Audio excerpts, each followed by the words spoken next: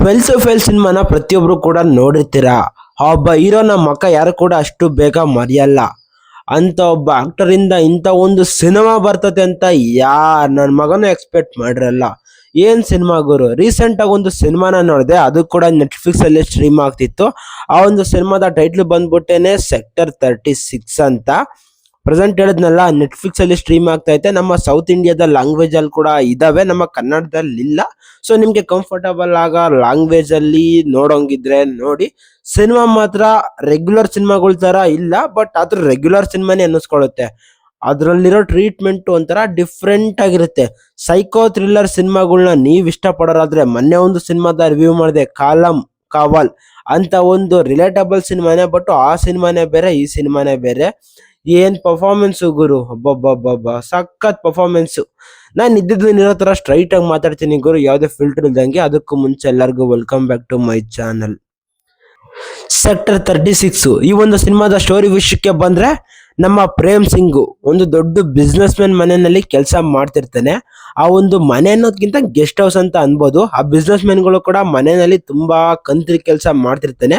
ಇವನ ಸುಮ್ನೆ ಇರ್ತಾನ, ಇವನು ಕೂಡ ಏರಿಯಾದಲ್ಲಿ ಓಡಾಡೋ ಚಿಕ್ಕ ಮಕ್ಳನ್ನ ಕದ್ದುಬಿಟ್ಟು ಅವ್ರನ್ನ ಸಾಯಿಸಿ ಅವರ ಒಂದು ಆರ್ಗನ್ ಇಂದ ಬಿಸ್ನೆಸ್ ನ ಮಾಡ್ತಿರ್ತಾನೆ. ಸೊ ಪೊಲೀಸ್ ಕೂಡ ಅಷ್ಟೊಂದು ತಲೆ ಕೆಡಿಸ್ಕೊಂಡಿರಲ್ಲ, ಯಾಕಂದ್ರೆ ಬಡವ್ರ ಮಕ್ಳೆಲ್ಲ ಎಲ್ಲ ಕಿಡ್ನಾಪ್ ಮಾಡ್ತಿದ್ದು ಅದಕ್ಕೆ. ಬಟ್ ಒಂದು ದಿನ ನಮ್ಮ ಪೊಲೀಸ್ ಅಂದ್ರೆ ನಮ್ಮ ಪೊಲೀಸ್ ರಾಮ್ ಶರಣ್ ಪಾಂಡೆ ಇವರ ಮಗಳನ್ನ ಎತ್ಕೊಂಡು ಹೋಗಕ್ ನೋಡಿದಾಗ ಇವಂಗೊಂದ್ ಸ್ವಲ್ಪ ಫೀಲ್ ಆಗ್ಬಿಟ್ಟು ಅವತ್ತಿಂದ ಕೇಸ್ನ ಸೀರಿಯಸ್ ಆಗಿ ತಗೊಂತಾನೆ.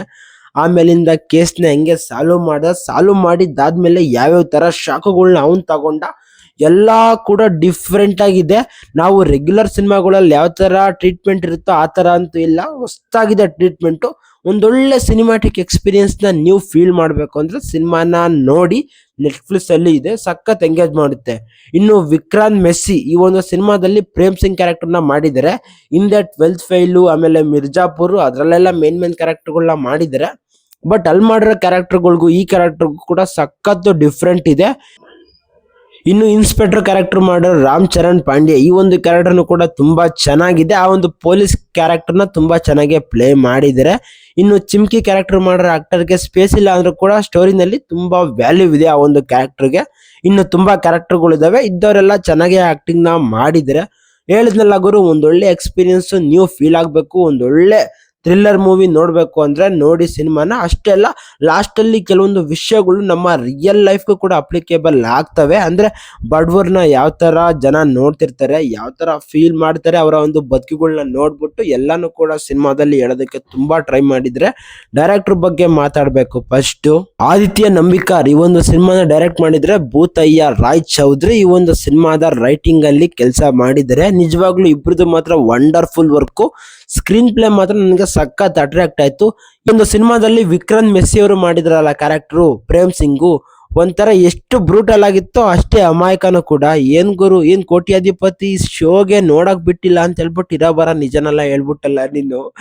ಒಂಥರ ಅದ್ ಸ್ವಲ್ಪ ಅನ್ಕನ್ವಿನ್ಸಿಂಗ್ ಆಗಿದ್ರು ಕೂಡ ಆ ಒಂದು ಪೋರ್ಷನ್ ಅಲ್ಲಿ ಅವ್ರು ಮಾಡಿದಂತ ಆಕ್ಟಿಂಗ್ ಇದೆಯಲ್ಲ, ಔಟ್ ಸ್ಟ್ಯಾಂಡಿಂಗ್, ಮೈಂಡ್ ಬ್ಲೋಯಿಂಗ್. ನಿಜವಾಗ್ಲೂ ಕೂಡ ಸಖತ್ ಆಕ್ಟಿಂಗ್ ನ ಮಾಡಿದ್ದಾರೆ ಪ್ರೇಮ್ ಸಿಂಗ್ ಅವರು. ಅಂದ್ರೆ ವಿಕ್ರಾಂತ್ ಮೆಸ್ಸಿ ಅವರು ಪ್ರೇಮ್ ಸಿಂಗ್ ಕ್ಯಾರೆಕ್ಟರ್ ನ ಸಖತ್ ಇದೆ ಸಿನಿಮಾ. 18+ ಇದೆ. ಕೆಟ್ಟ ಮಾತುಗಳನ್ನ ಜಾಸ್ತಿ ಯೂಸ್ ಮಾಡಿದಾರ. ಫ್ಯಾಮಿಲಿ ಜೊತೆ ಅವಾಯ್ಡ್ ಮಾಡಿ, ನೀವೇ ಅಲೋನ್ ಆಗಿ ನೋಡೋದಕ್ಕೆ ಟ್ರೈ ಮಾಡಿ. ಅಷ್ಟೇ, ಇದಾಗಿತ್ತು ನನ್ನ ರಿವ್ಯೂ. ಇಲ್ಲಿವರೆಗೂ ನೋಡಿರ್ತೀರ ಅಂದ್ರೆ ವಿಡಿಯೋ ನಿಮ್ಗೆ ಸ್ವಲ್ಪ ಇಷ್ಟ ಆಗಿರುತ್ತೆ. ಸೊ ವಿಡಿಯೋಗೊಂದು ಲೈಕ್ ಹಾಕೊಳ್ಳಿ, ಚಾನಲ್ನ ಸಬ್ಸ್ಕ್ರೈಬ್ ಮಾಡ್ಕೊಳ್ಳಿ. ಆಲ್ರೆಡಿ ಸಿನಿಮಾ ನೋಡಿದ್ರೆ ನಿಮ್ಮ ಎಕ್ಸ್ಪೀರಿಯನ್ಸ್ ಏನು ಅಂತ ಕಮೆಂಟ್ ನ ಮಾಡಿ. ಇನ್ನು ಇನ್ಸ್ಟಾಗ್ರಾಮ್ ಅಲ್ಲಿ ನೋಡ್ತಿರೋರು ಈ ಒಂದು ವಿಡಿಯೋಗೆ ಲೈಕ್ ಹಾಕೊಳ್ಳಿ, ಕಮೆಂಟ್ ನ ಮಾಡಿ. ಬೇರೆಯವ್ರಿಗೂ ಕೂಡ ನಿಮ್ಮ ಫ್ರೆಂಡ್ಸ್ಗೆ ಶೇರ್ ಮಾಡ್ಬೋದು. ಸೊ ಮತ್ತೆ ನಾನು ಸಿಗ್ತಾ ಇರ್ತೀನಿ. ಬಾಯ್.